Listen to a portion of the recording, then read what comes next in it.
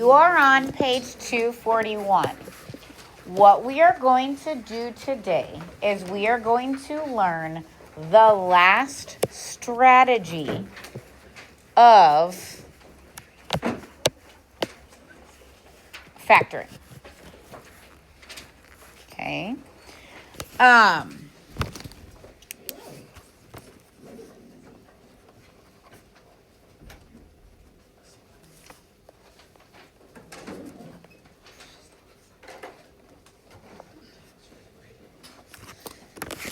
Okay, so what is the number one thing I tell you to look for all the time?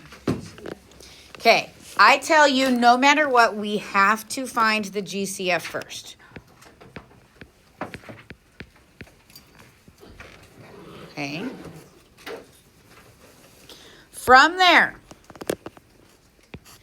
you could have a polynomial with 2 terms. You could have a polynomial with 3 terms. And today we're going to look at polynomials that have 4 terms.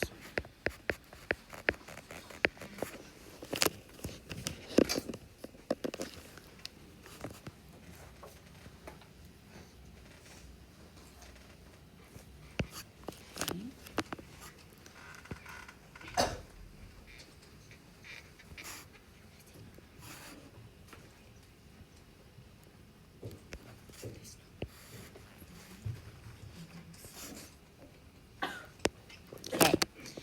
If we have 2 terms, we looked yesterday at what we call the difference of squares, right? So if there are 2 terms, we need to ask ourselves, is it the difference of squares? Is it just 2 terms being subtracted? Can I factor that? Okay. If we have 3 terms and we've already taken out the GCF, okay, can we unfoil, as I don't like to say, but that's the easiest way to describe how we've been factoring, right? What 2 binomials will foil together to give us what we started with? Okay. Now, if there's 4 terms, today we're going to learn a strategy called factor by grouping. Okay.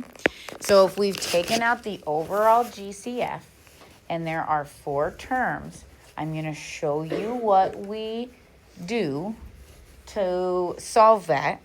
It's called factoring by grouping. Okay.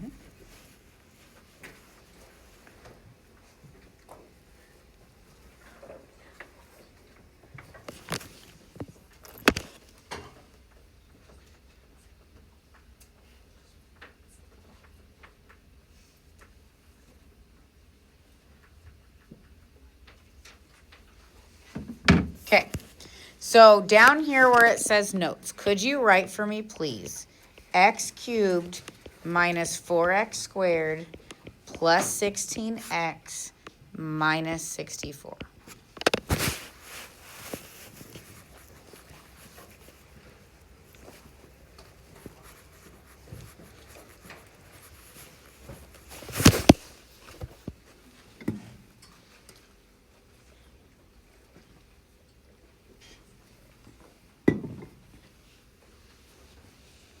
Again, we're always going to start with looking for the GCF. Do we have one? For all 4 terms, there's something in common. There is not something that is in common with all 4, okay?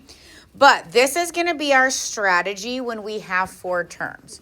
When we factor by grouping, we are going to cut our 4 terms in half. We're going to have the first 2 and we're going to have the last 2. Okay? And what we're going to do is we are going to look for a GCF of the first 2. What is the GCF of the first 2? 1 squared. Ah, x squared. What's left over? Excuse me, what's left over? Left over, if I divide out x squared from x cubed, we have x minus 4. Okay, then we're going to do the same thing with the second two. Okay, what's the GCF of the second two? Isn't it 16? Yes. Right? Okay. A positive 16 is in common. And when I divide out a positive 16, we're left with x minus 4. That is incredibly interesting. What do you notice? Ah, they're both x minus 4. Do you see that? So now we have a GCF of x minus 4 that we can divide out, and left over is x squared plus 16. And look at that, we have it factored.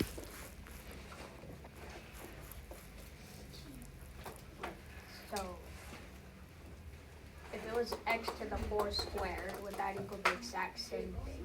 Like if it was just x minus 4 squared. As long as these two are the same thing, we can pull it out as a GCF. I'm saying, can we write it as x minus 4 squared? Nope, because it's just one x minus 4. It's the GCF of x minus 4 that we divide out. Okay? Now, factoring by grouping only works if these two are the same.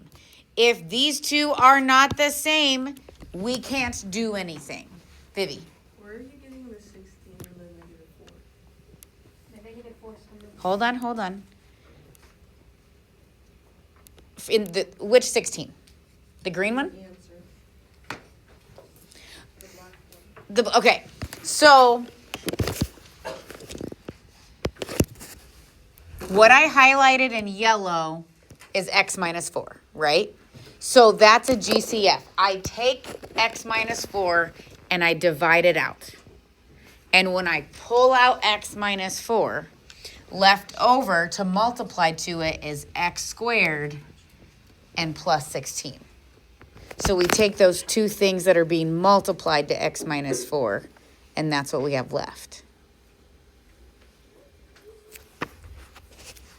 Your face is telling me that you did not like that answer.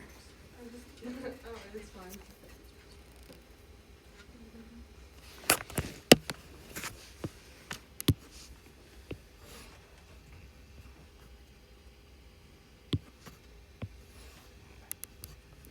Okay.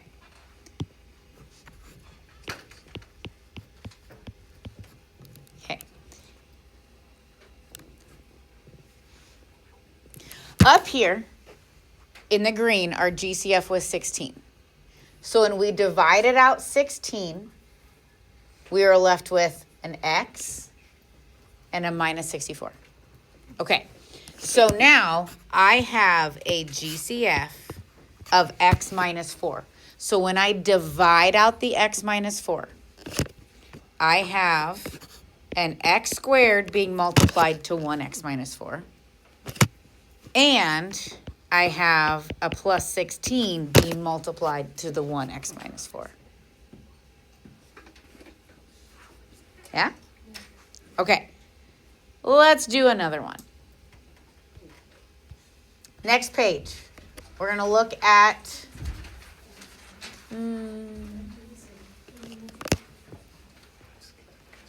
We'll look at number 1. And remember, the whole point is that those two sets of parentheses look the same. Okay? All right. There's 4 terms. I'm going to slice it into 2 groups. That's why it's called factoring by grouping. 2 groups of 2. David, what's the GCF of the first 2? B squared. Thanks, Jace. Who said that? What? That was not me then. Okay, what's left over?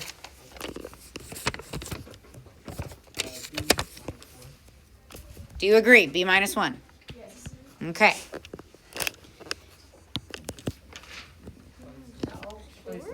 said B minus 4. Oh.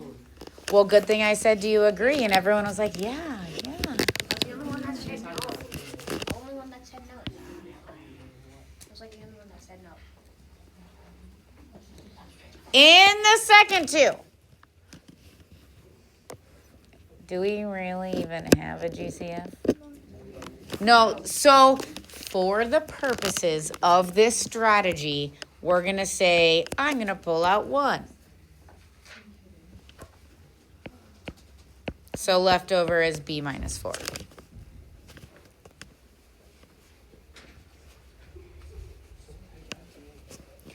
Okay, so overall, do we have a GCF? Yes. Okay, we have B minus 4 in common in both sets of math items. So I'm going to take out the B minus 4. And when I divide out the B minus 4, left over, we have the B squared plus 1.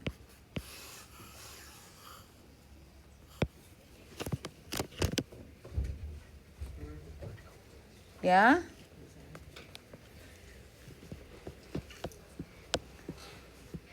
I'm not feeling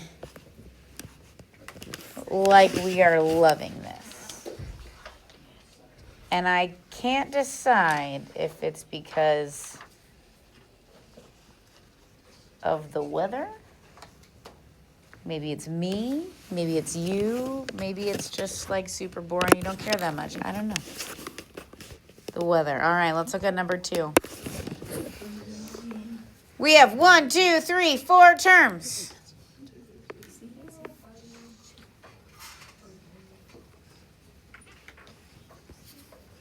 Is there anything that's in common in all 4 of them? No. If I look at all 4, there's nothing in common across all 4 of them. They have a C or a D. But there's not one thing in common in all 4 of them. Okay, so it is 4 terms. Let's split it.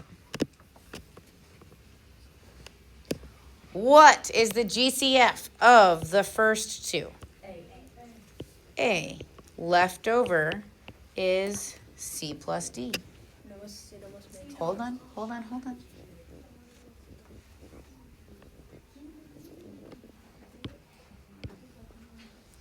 What's the GCF of the second 2? A positive B or a minus B? A positive B, and left over is?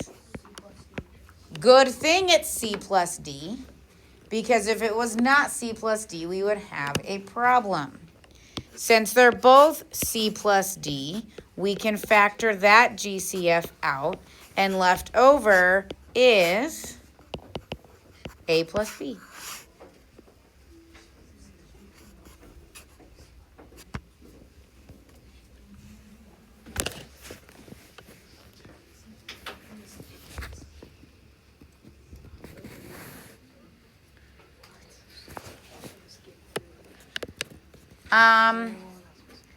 I am probably going to have you do number 6. See what you can do with number 6.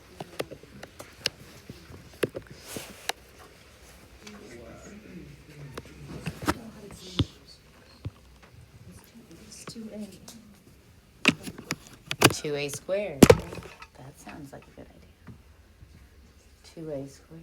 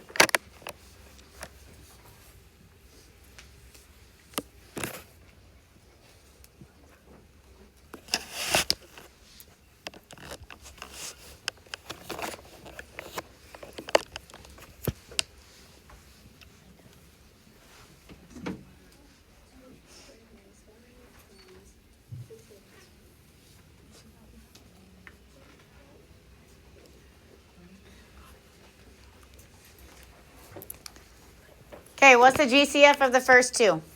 2a 2a squared. 2a squared. So then we have 6a plus 1.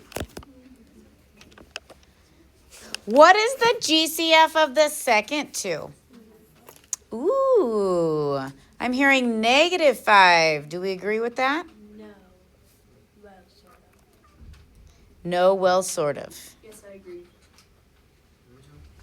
Okay, I have a second. Here's the thing though. To determine whether it's positive or negative, you gotta test to see which one works. Well, if I take out a -5, then we have 6a plus 1, and that would match this, wouldn't it? Okay, then that's what we better take out. So now we have a 6a plus 1 as a GCF, and 2a squared minus 5 left over. Okay. Now, I skipped over a few problems. I get that. I want you to look over at number 5. What do you notice about number 5? What do you say? Oh, they're trying me. What do you notice about number 5?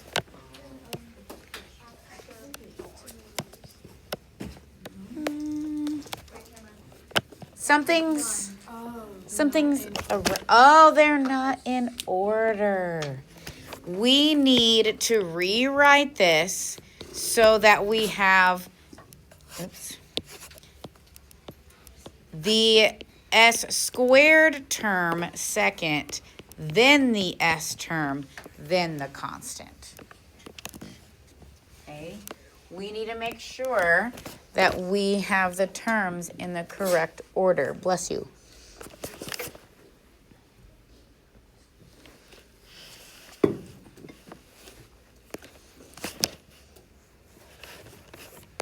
Okay, so do we have a GCF of the first two?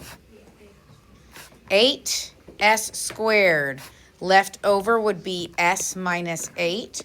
What would we say the GCF of the second two is? Well, we're just going to say a positive 1 because we need that s minus 8 left over.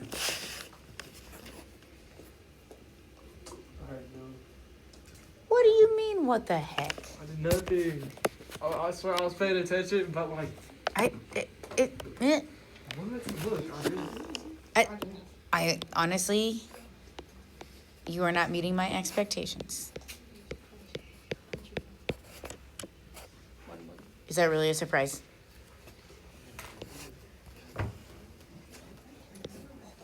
All right. Now, here's where the fun comes in. Look on the next page. Oh, we have all sorts of things happening over here. Okay, this is where we need to use our little flow chart. Okay, so at the top of page 241, I had you write this, right?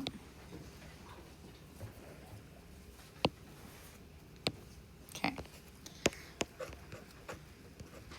So I'm just gonna paste that guy right there. Okay, so if I look at number 4, we always need to start with, do we have a GCF? In number 9, do we have a GCF? Okay, what is our GCF? It is 4c. And left over would then be c squared minus 1. Okay, that doesn't mean we're done. I know I have given you problems where all I cared about is the GCF, but now we have to think, is there more we can do?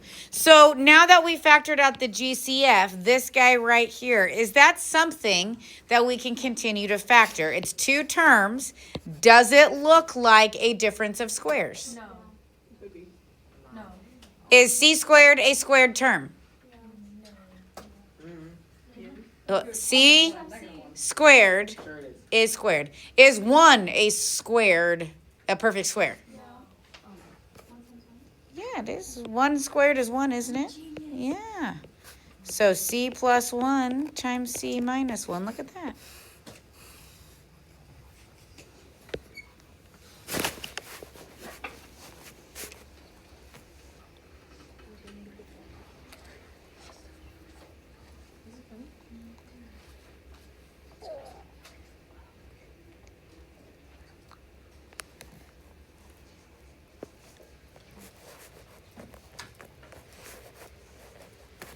Okay. If we look at, if we look at number 11, does number 11 have a GCF? No. No, but there's 3 terms, so we're just going to go straight to figuring out what the heck goes in these 2 binomials. Okay, what do you think we need to get our first term of 2a squared?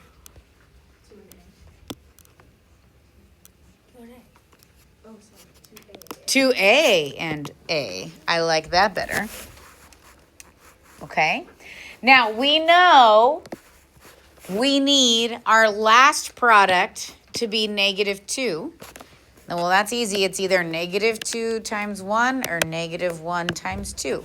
We got to figure out where the 1 and the 2 goes, where the minus and the plus goes.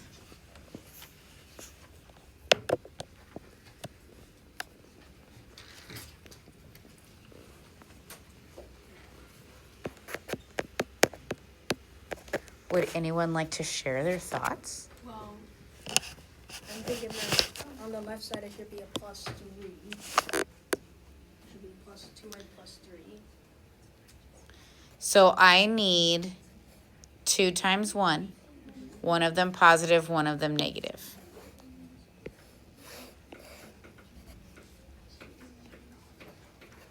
-1, like -1.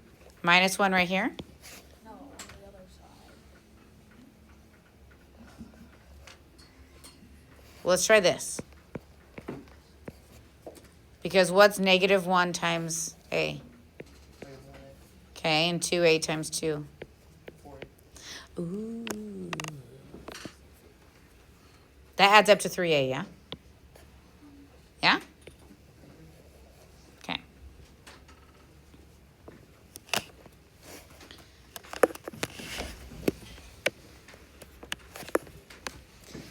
Now, I'm going to hop over to number 14. Okay?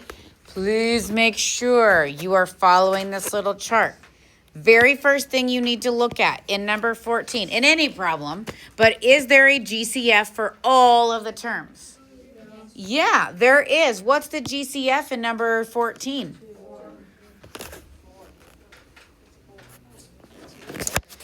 And if I factor out a 4, I have 3x squared minus 5x minus 12. Okay. All right, so now let's look. What do we have going on? We have 1, 2, 3 terms. If we have 1, 2, 3 terms, then we need to factor so that when we FOIL, we get back to where we started. Okay. We've spent a lot of time factoring the 3 terms. Okay. I'm going to give you 60 seconds to see if you can finagle this one.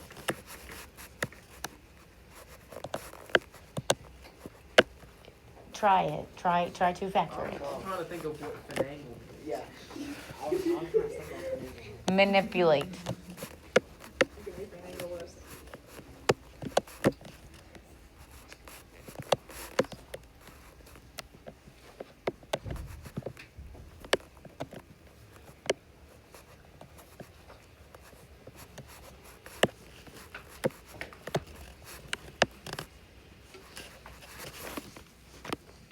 I bet there's a 3x times an x in there.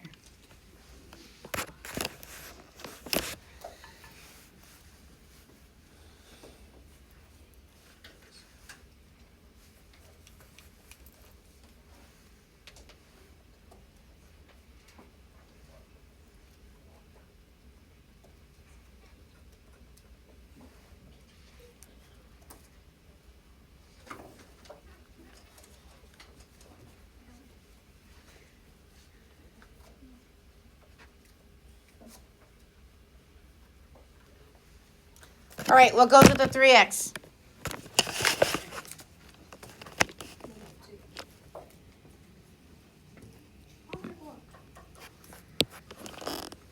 What? 3x minus 2 and x plus 6. Is that what you're telling me? I don't think that goes. It would be negative 2x minus 4x. It would be negative 2x times 4x. No, that would work. It would be a negative 2x times. I don't need any x's. I need a constant here and a constant here. That multiplies to negative 12. What do you got for me, David? I got 3x minus 4 and then x. So negative 4x and 9x make negative 5x. So wait, no, the other way. Ah, the other way around. Like that? Uh-huh. There we go.